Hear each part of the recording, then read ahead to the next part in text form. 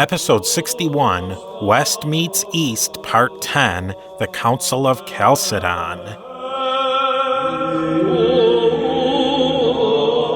Welcome back to A2Z History Presents the History of the Papacy. As a member of the Agora Podcast Network, I'd like to let you know about the Podcaster of the Month. This month we are featuring the wonderful History of Islam podcast.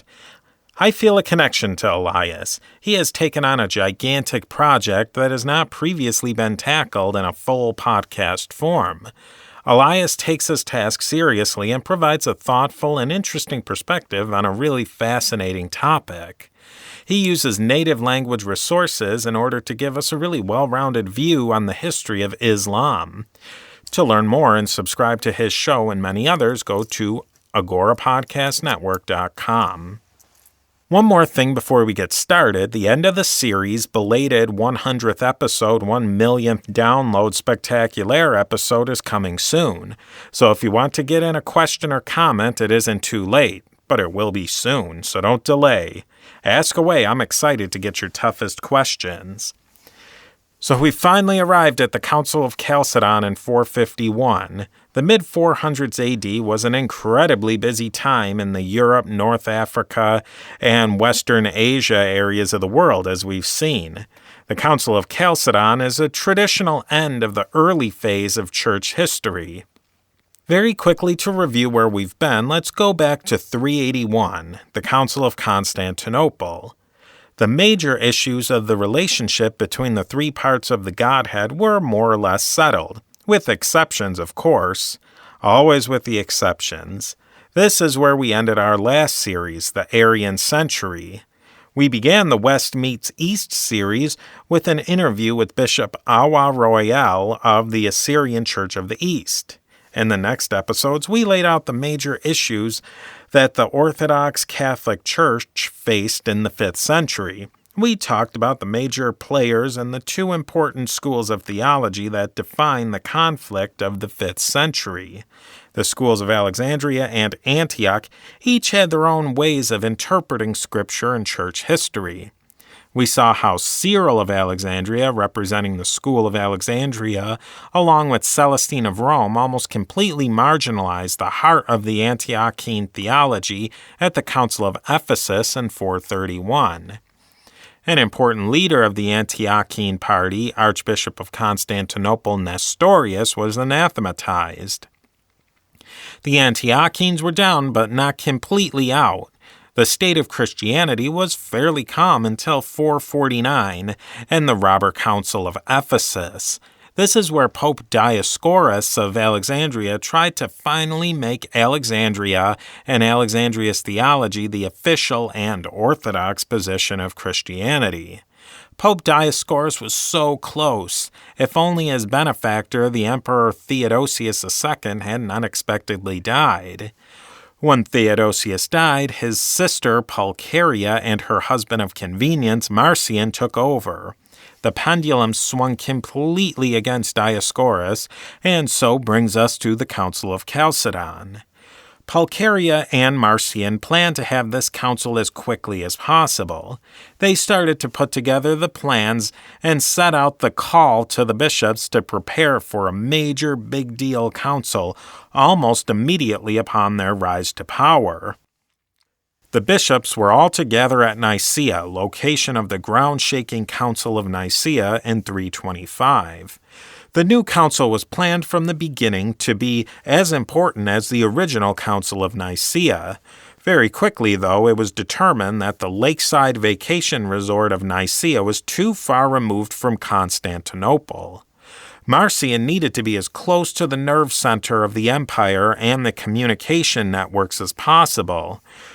That move really shows how dire of a shape the Roman Empire was in. Nicaea was only about a day's travel from Constantinople, but even that was too long of a distance logistically for an emperor to be from the main military communication nodes. Chalcedon, on the other hand, was only a short hop, skip, and a jump from Constantinople on the other side of the Bosphorus. Close enough for anyone to be in very easy contact with all the apparatus of government, but far enough away for there to be at least a little bit of independence. By early October 451, the council really got rolling.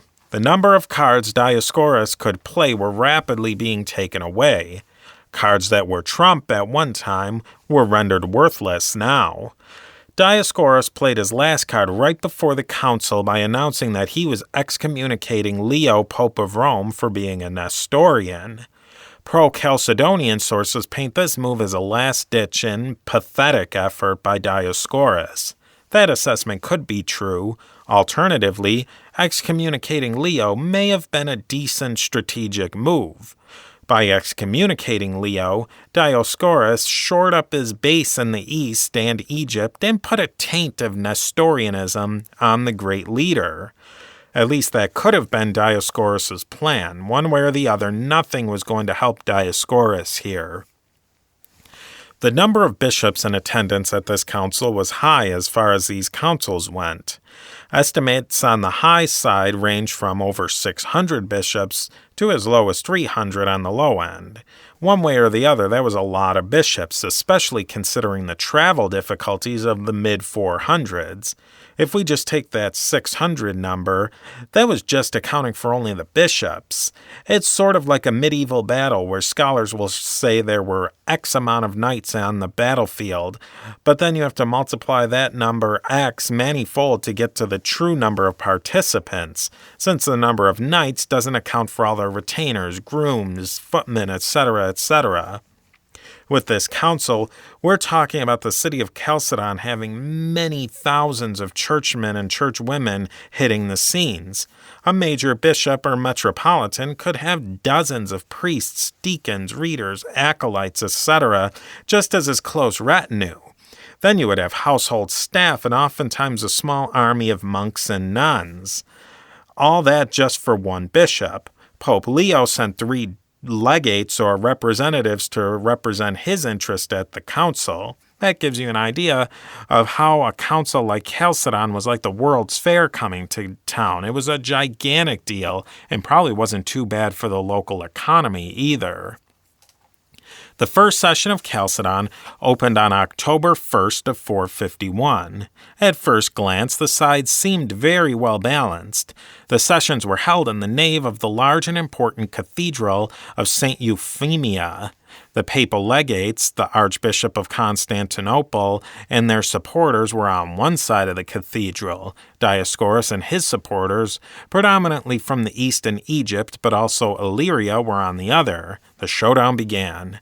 The papal legates drew down the gauntlet right off the bat and said that they wouldn't even participate with Dioscorus in the room because of his excommunication of Leo stunt.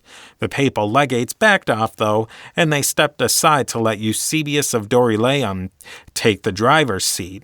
Remember, this Eusebius was a secular government official who was against Nestorius back in the first Council of Ephesus days. He became a bishop along the way and was accused by Dioscorus of being a Nestorian. Dioscorus made a Class A enemy in Eusebius of Dorylaeum. Eusebius prosecuted the case against Dioscorus very cleverly. He had acts of the council held by Flavian of Constantinople against Eutyches read. Then he had the acts of the robber council of Ephesus in 449 read out. He showed step by step how Dioscorus was in the wrong. Dioscorus didn't back down. He worked at every turn to show he was the one who was actually in the right. The bishops voted with their feet. All throughout the day, bishops peeled off from Dioscorus' side of the cathedral and went over to the Roman Constantinopolitan side. Even a handful of Egyptian bishops bailed on Dioscorus. The case against Dioscorus wasn't completely closed yet. The long day was closed with the singing of the Trisagion prayer, Holy God, Holy Mighty, Holy Immortal. There's a fair amount of legend around this prayer, but more importantly, this prayer was really taking off in popularity in the East, and it's interesting to see it was so prominently used at this important council.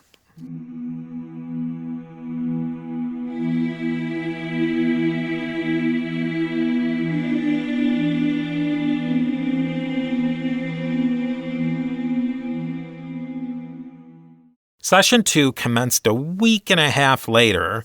The records don't state what happened during that break in between sessions, but we can make a reasonable guess that the first session was so monumental and controversial and just fraught with controversy, and so much went down that the participants on all sides needed time to digest and plan for the next session. So Session 2 opened on October the 10th. Importantly for history, this was exactly 1,563 years before the birth of my own little Leo Magnus. I digress.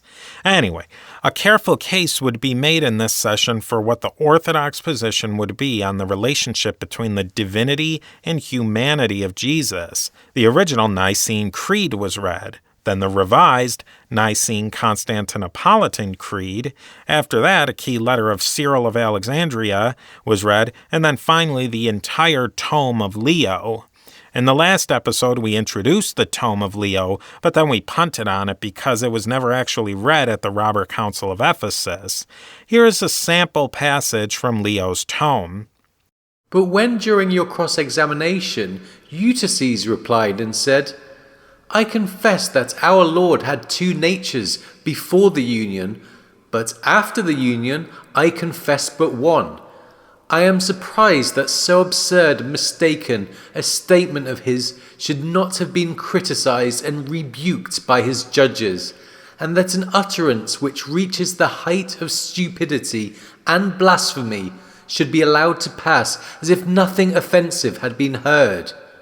For the impiety of saying that the Son of God was of two natures before his incarnation is only equalled by the iniquity of asserting that there was but one nature in him after the Word became flesh, and to the end that Eutyches may not think this is a right or defensible opinion, because it was not contradicted by any expression of yourselves.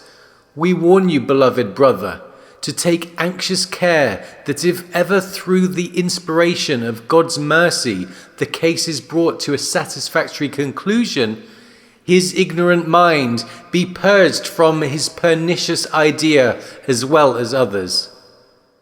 As you can see, Leo was taking no prisoners in his tome. This type of quote is the type of early church writing I really enjoy. It's succinct and very entertaining to read.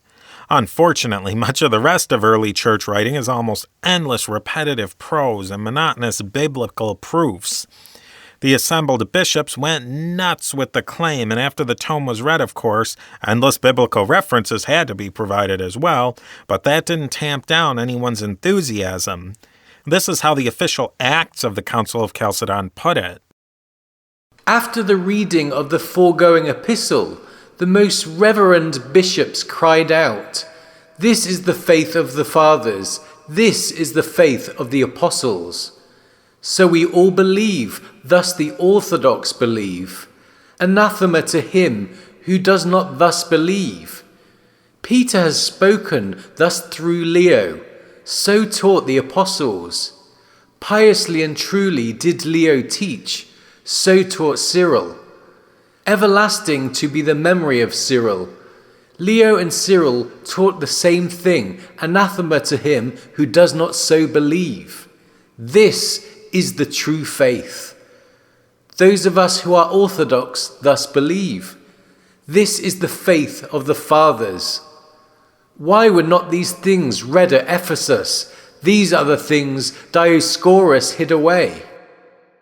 Leo and Cyril were put up on a pedestal. Their theologies, which weren't always in exact agreement, was laid out in bold-faced letters. The orthodoxy of the Roman Empire was going to be Cyrillian with a splash of Leo. You might call it Cyrillian Diophysitism.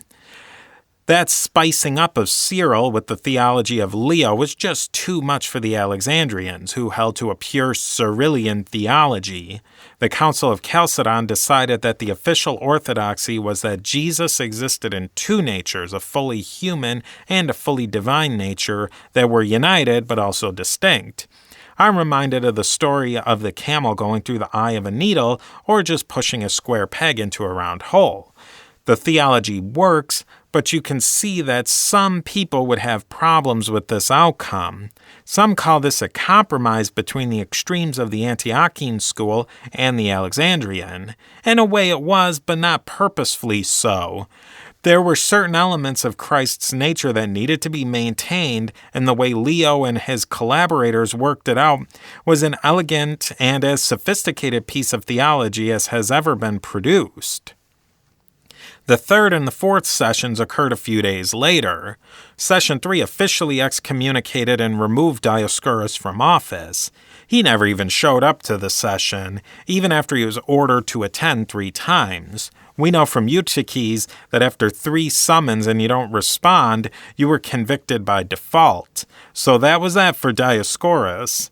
At session 4, the issue of what to do with the bishops who had sided with Dioscorus at the robber council of Ephesus, but then changed over at Chalcedon, was discussed and settled. Most of the bishops were cleared and allowed to come back with no problems. Others were investigated on a case-by-case basis. As the council was about to settle affairs for the 4th session, something pretty amazing happened. A band of tough monks led by a monk named Barsumas came to make some noise and rough people up in the name of monophysitism, in particular Eutychianism. Some estimates put the number of monks as high as 1,000. Barsumas said and even demanded he wanted Dioscorus brought back into communion and even given his episcopal see back. Can you imagine what that scene would have looked like? Try to picture an archimandrite, a leader of a monastic community, leading 1,000 monks to possibly do violence in order to further his theological position. That must have been a sight to behold. The secular government authorities took over at that point and tamped down the potential riot, but this was a little taste of what was to come later.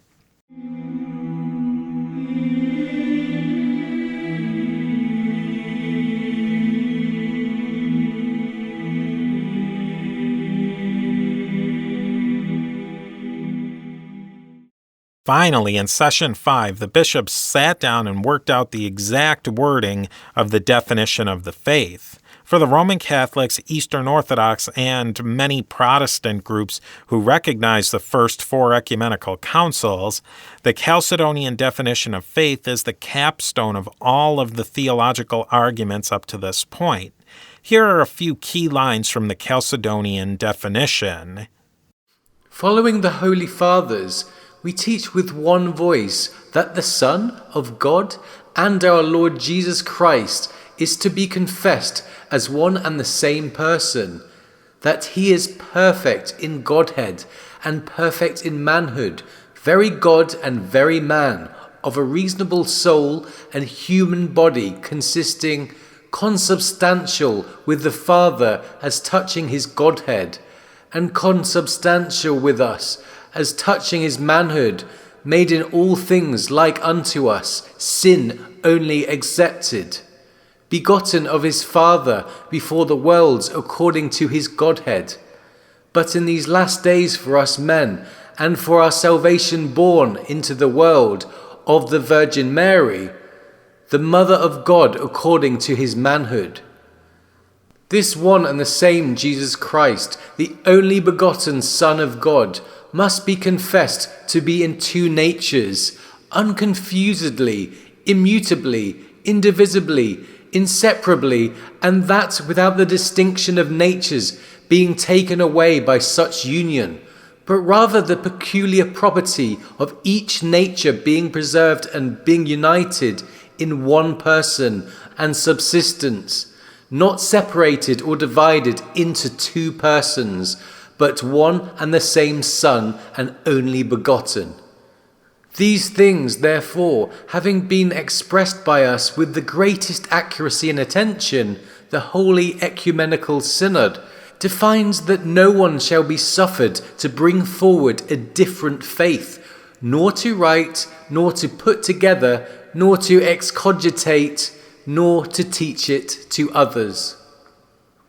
The definition of Chalcedon was a clever blending of two-nature Christology with the teachings of Cyril of Alexandria. Many church leaders were very happy with the outcome of this definition of the beliefs of Christianity. That is what many bishops had always taught and believed. Jesus had a complete divinity as a member of the Godhead, but he also held a complete humanity along with us. Jesus had to be both after the incarnation. As with all controversial decisions, not everyone was happy, but we'll have to leave the aftermath of the decisions of the council for the next episode. The last few sessions involved drawing up a series of 28 to 30 canons. Most of the canons were pretty boilerplate, and we've heard them all before. Selling of church offices is bad. Being a clergy member of low moral character is bad as well. The beginning of people involved in the church being held to ecclesiastical law instead of civil law was included. Canon 15 mentions deaconesses and how they should be ordained. This shows that women deacons was still a going thing in the 400s, and they were ordained in a fashion, but the requirements of the office were starting to be restricted. Canon 7 states that neither the clergy nor monks should serve in the army or in governmental posts, and if they do, they should be anathematized. There are plenty of examples of clergy members who have served in the military and clergy holding political offices in the centuries since Chalcedon. All of these canons have been stretched, even stretched to their breaking point from time to time in history. I don't suppose that's really surprising, though. There are two canons that stirred up a hornet's nest that we should talk about. Canon 17 and 28 really made strong statements against the established power order in the church. These two canons greatly expanded the prerogatives of the Bishop of Constantinople. Some sources say these canons were agreed upon when either the Pope of Rome's representatives weren't at the particular session, or they had already left to go back to Rome. Both of these reasons aren't very satisfying. If you go with the first option, the papal legates just missed a session. You get in your mind that maybe they stayed out too late one night and the Constantinopolitan bishops just snuck in a few favorable canons, even though the Patriarch of Constantinople had been on the side of the Pope the whole time. There was no evidence of any double dealing at the actual council between Rome and Constantinople. The second option of the papal legates cutting out doesn't make much sense either, because they were there to carry their notes on the conference back to Leo in Rome, so why would they cut out early? These canons, especially Canon 28, which we'll get into in a minute, were almost the poison pill that sank the whole council. Let's see why these canons were so controversial. Here's the text of one. Canon 17. Outlying or rural parishes shall in every province remain subject to the bishops, who now have jurisdiction over them, particularly if the bishops have peaceably and continuously governed them for the space of 30 years. But if within 30 years there has been or is any dispute concerning them, it is lawful for those who hold themselves aggrieved to bring their cause before the synod of the province. And if anyone be wronged by his metropolitan, let the matter be decided by the exarch or the diocese or by the throne of Constantinople, as aforesaid. And if any city has been or shall hereafter be newly erected by imperial authority, let the order of the ecclesiastical parishes follow the political and municipal example. This canon was problematic for a few reasons. It blurred the line between ecclesiastical power and secular power even further. Issues that couldn't be solved at the local or regional church hierarchy level could be brought before the exarch, which was a secular government position. Canon 9 also included similar language. It was a further melding of church governance with political governance. It also gave the ecclesiastical throne of Constantinople the position of being the court of last appeals on church matters, a power Rome claimed by tradition and precedents. I guess it could be sort of implied the canon meant Constantinople was to be the last court of appeals in the East, but it was still cutting very close to Rome's traditional rights. Now we have Canon 28. This particular canon has been controversial for over 1,500 years and still causes arguments to this day. Here's the text. Canon 28. Following in all things the decisions of the Holy Fathers, and acknowledging the canon which has been just read, of the 150 bishops, beloved of God, who assembled in the imperial city of Constantinople, which is New Rome, in the time of the Emperor Theodosius of happy memory, we also do enact and decree the same things concerning the privileges of the most holy church of Constantinople, which is New Rome. For the fathers rightly granted privileges to the throne of old Rome, but it was the royal city. And the 150 most religious bishops, actuated by the same consideration, gave equal privileges to the most holy throne of New Rome, justly judging that the city which is honoured with the sovereignty and the Senate, and enjoys equal privileges with the old imperial Rome, should in ecclesiastical matters also be magnified as she is, and rank next after her, so that in the Pontic, the Asian, and the Thracian dioceses, the metropolitans only and such bishops also of the dioceses aforesaid, as are among the barbarians, should be ordained by the aforesaid most holy throne of the most holy church of Constantinople, every metropolitan of the aforesaid diocese, together with the bishops of his province, ordaining his own provincial bishops, as has been declared by the divine canons, but that, as has been above said, the metropolitans of the aforesaid diocese should be ordained by the Archbishop of Constantinople, after the proper elections have been held according to custom and have been reported to him. I think just on the face of it, you can see why the popes of Rome would have had a big problem with this one. Leo and all popes were highly sensitive to the way power was allotted in the church. Leo did not like Jerusalem, Antioch, and Alexandria just getting jumped over like that. Canon 28 also eroded Roman papal powers. The canon basically said Rome keeps all the powers it already possesses because, it's Rome, but the real seat of all secular powers in the Roman world was really in Constantinople at that point. Therefore, Constantinople really deserved primary place at the table. The line of reasoning that the seat of a particular political power should also be the seat of real ecclesiastical power is a very slippery slope, even in the 400s. Rome, the city, was shrinking rapidly and didn't have much practical importance for the empire. Really, why shouldn't other more important cities like Ravenna or Arles have more ecclesiastical power than Rome in church affairs, since they were much more important politically and militarily?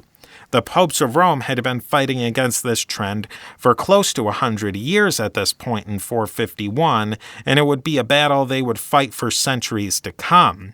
We see here another step the popes needed to take to secure the position of the office that we know today.